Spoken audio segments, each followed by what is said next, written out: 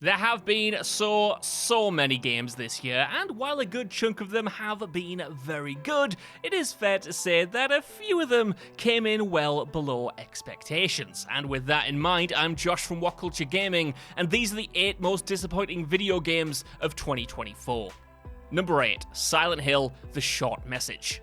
Silent Hill 2 bucked everyone's expectations when it released in October. The remake seemed destined to be dead on arrival, but instead, developers Bloober Team delivered the best Silent Hill experience in a decade, faithfully recreating the narrative of the classic original, while proving that they have what it takes to craft a killer modern survival horror game. It was so good, in fact, that it erased the fact that Silent Hill 2 wasn't actually Konami's grand return to the franchise. In reality, that came a few months earlier, at the start of 2024, with a short, free new installment entitled Silent Hill: The Short Message.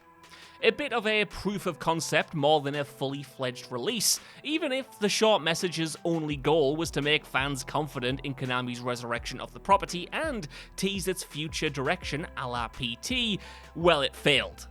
While not outright awful, and certainly being a cut above Silent Hill's worst installments, this freebie failed to instill any confidence. Moving the franchise to first person, Konami's title had some solid scares, some neat psychological themes, and a mostly impressive technical framework propping everything up. But for every positive, there was a caveat. The writing felt immediately dated, the live action segments felt cheap and amateurish when compared to the brilliant ones in something like Alan Wake 2, while the monster design and gameplay set pieces didn't quite capture the tension that they gestured towards. Again, it wasn't a total disaster. I definitely recommend it because, hey, it's free, but it's not something that we'll be talking about in a few years' time. Number 7, Star Wars Outlaws. I was actually in two minds as to whether to include Star Wars Outlaws on this list. On the one hand, Ubisoft's latest is a solid open-world game, a satisfying Star Wars 7 out of 10 adventure that manages to extend beyond the standard studio formula. It boasts some genuinely neat ideas. Its faction and reputation system feeds nicely into the mission design, allowing the player to betray or form alliances with certain gangs, while side missions are seamlessly blended into a thriving living environment, and the mixture of space combat and on-foot stealth awards the game with ambitious gameplay variety. The issue is, however, while these novel ideas are welcome, it is a disappointment that they're not taken far enough. Despite a promising start, the impact of different factions ends up being minimal on the overall story. While you might piss some off and make them hostile, it's easy enough to keep them all sweet. Your allegiances, outside of one specific moment, also don't change how missions play out, leading to awkward situations where you can have maxed out reputation with one faction, only to immediately work for their arch-rivals without anyone batting an eye. The faction system providing real friction could have made for a compelling twist on Ubisoft's standard mission structure, but unfortunately it ends up just being a nice distraction. The same can be said for pretty much every other interesting idea found in Outlaws. They could have been fleshed out to make this a special game, but none are taken far enough. Number 6, XDefiant. XDefiant is the very definition of fumbling the bag. When it was first announced and players got their hands on it during beta testing, Ubisoft's first-person shooter appeared to directly address the frustrations within the multiplayer FPS community.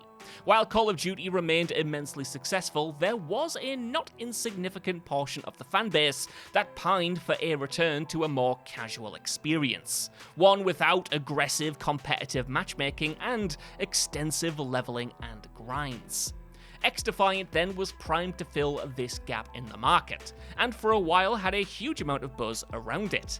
Betas smashed records, YouTube content creators sang its praises, and with the competition on the downturn, the market felt ready for this competitor to raise its head.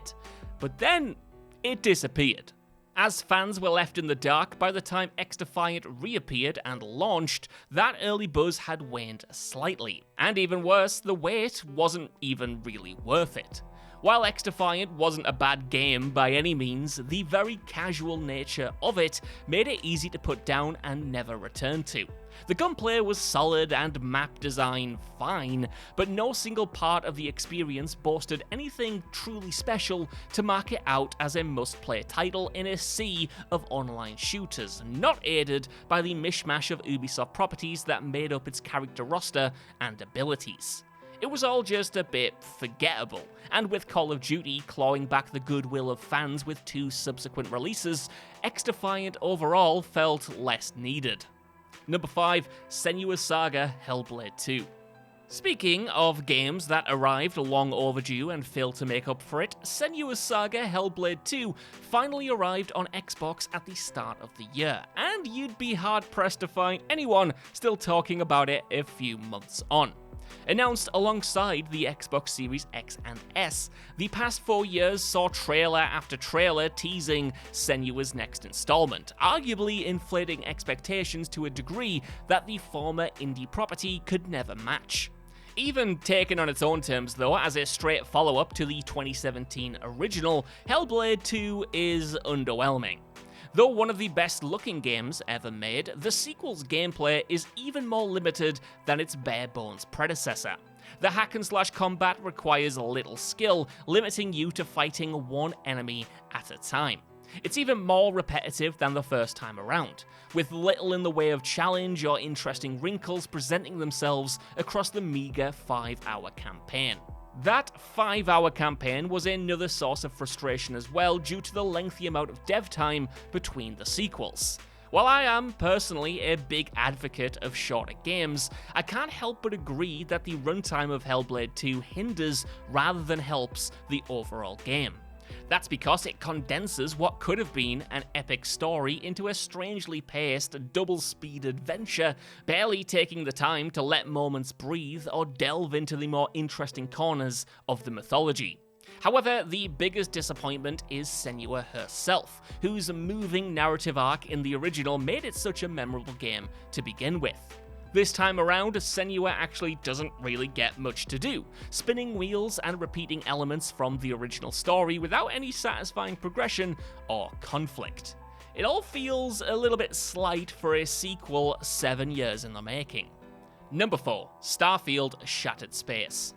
As a Starfield defender, I had high hopes for its first expansion. Shattered Space promised to delve into the most tantalizingly mysterious faction from the base game and swap the procedurally generated planet exploration for more bespoke, classic Bethesda-style open-world design. With that in mind, Starfield's DLC kinda had everything going for it on paper. In execution, however, it did not deliver on any of its promises. The biggest issue in this case is pricing. If this was a $15 DLC, you probably couldn't argue with the quality. At $30, however, expectations were set much higher. And sadly, in a 12-month period which saw the release of the transformative Cyberpunk Phantom Liberty and Elden Ring Shadow of the Erdtree for a similar price point, Shattered Space absolutely paled in comparison. With a short main campaign, forgettable side missions, severe lack of any new loot, powers, or abilities, this expansion felt like little more than a cut side planet from the main game. In fact, it felt less substantial than that at times, with blander missions, boring enemies, and a story that failed to satisfyingly deliver on the mystery set up throughout the initial campaign. To get one planet this sparse and lacking in excitement for half the price of the main game, nah, I'm good. Number 3, Concord.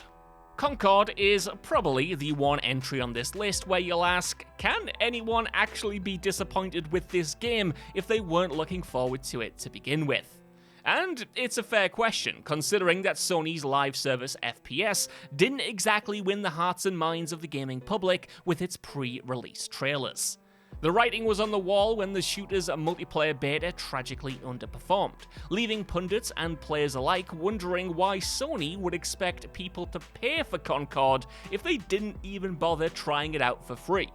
Even with that in mind though, it was still disappointing to see Concord not only launch to tepid reviews and a minuscule player base, but crater so disastrously that it was actually pulled from sale after only 2 weeks.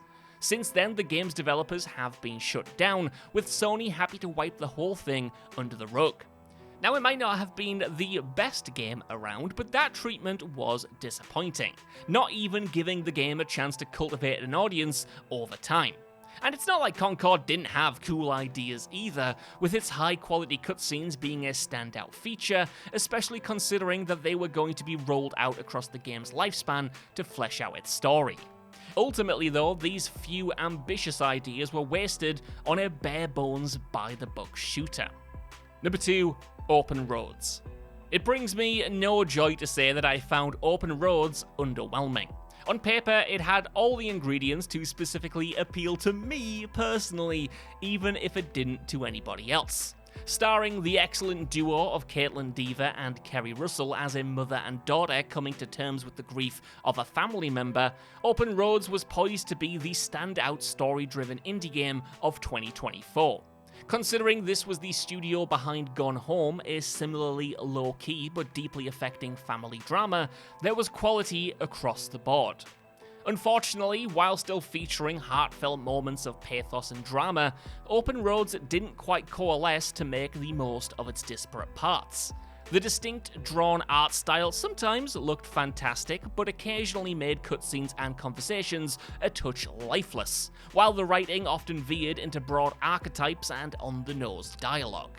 It was still a good time and well worth playing, especially if you jump in on Game Pass, but Open Roads has been overshadowed by a bunch more impactful story-driven titles in 2024. Number 1, Suicide Squad Kill the Justice League. Suicide Squad Kill the Justice League is another game that plenty of people had written off before release. But there was hope, or was it just cope, that in spite of unimpressive early trailers, Rocksteady's follow-up to Arkham Knight could be a surprise delight. After all, initially it seemed as though Warner Bros. Were acting in response to the initial backlash by delaying the superhero romp a whole year to fine-tune gameplay elements and make sure it delivered. Beyond that, the story trailers looked miles better than the combat ones, and at the very least, a well-presented story with plenty of spectacle about the titular gang of rogues somehow coming together to outright kill the Justice League sounded good. It's a bold narrative conceit, but one that surely Rocksteady, the creators of the best Batman stories in gaming, could deliver on, right? Even if the gameplay was rote, surely the story would make up for it. Well, wrong.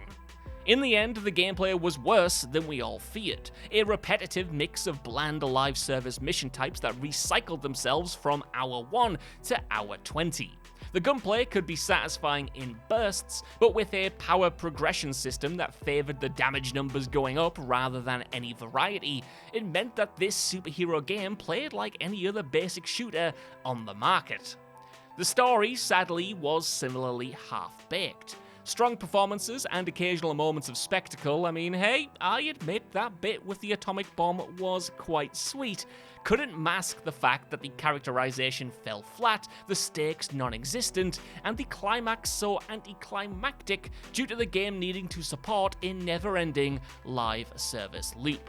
What hurts the most is that every time Wonder Woman is on screen in this game, it kind of feels like an entirely different thing. It's confident, it's compelling, it has good drama, excellent performances tying everything together, and it just makes you think, why am I not playing that game? Why do I have to play this game with this group of bozos instead?